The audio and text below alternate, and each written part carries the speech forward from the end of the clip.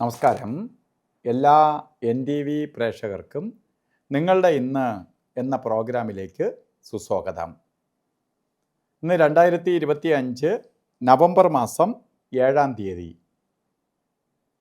1201 ആണ്ട് തുലാമാസം 21-ാം തീയതി വെള്ളിയാഴ്ച.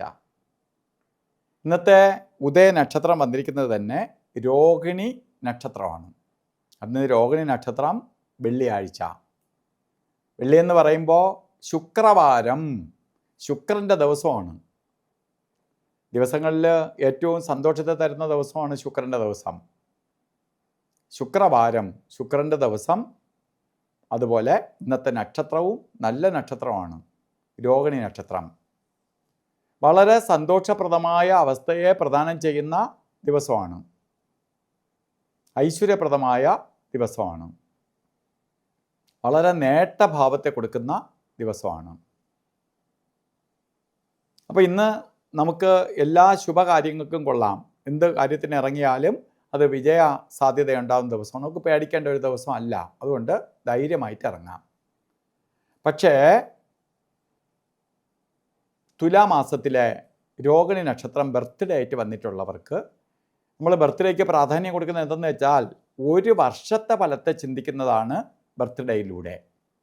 വാർഷിക ഫലത്തെ ചിന്തിക്കുന്നതാണ്. അപ്പോൾ ഒരു വർഷം നമ്മൾ ഫലത്തെ ചിന്തിക്കുമ്പോൾ വളരെ ഭാഗ്യദായകമായ ഒരു വർഷമാണ് രോഹിണി നക്ഷത്രക്കാർക്ക്. സാമ്പത്തിക പുരോഗതി, കല്യാണം നടക്കാത്തവർക്ക് വിവാഹം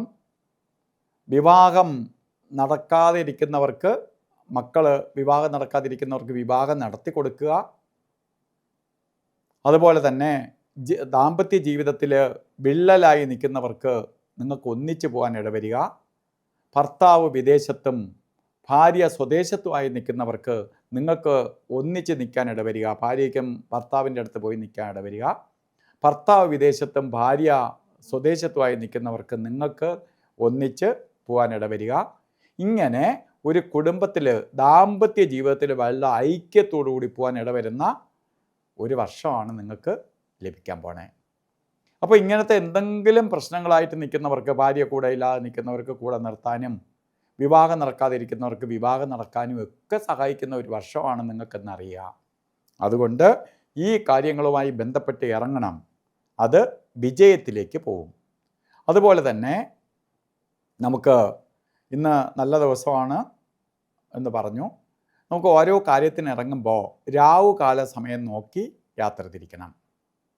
രാവുകാലം 10:30 മണി മുതൽ 12 മണി വരെ എന്ന് കലണ്ടറിൽ രേഖപ്പെടുത്തിയിട്ടുണ്ടെങ്കിലും നമുക്ക് ഇന്ന് രാവുകാല സമയം വരുന്നത് 11 മിനിറ്റിൻ്റെ വ്യത്യാസമേ ഉള്ളൂ. 10:41 തൊട്ട് ആരംഭിക്കും. 12 മണിക്ക് തീരൂല, 12:08 തീരുള്ളൂ. അപ്പോൾ ആ ഒരു സമയം നമുക്ക് രാവുകാല സമയം യാത്രയ്ക്ക് മാത്രമേ ബാധകമുള്ളൂ.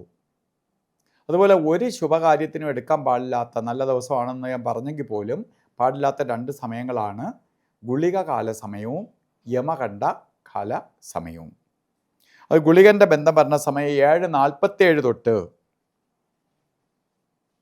9:14 വരെയും യമകണ്ഠ കാല സമയം വരുന്നത് 3 മണി 2 തൊട്ട് 4:29 വരെയും.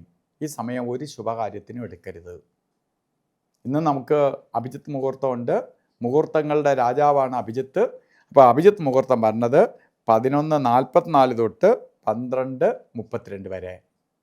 ഈ സമയം നമുക്ക് എന്ത് ശുഭകാര്യങ്ങൾക്കും എടുക്കാം.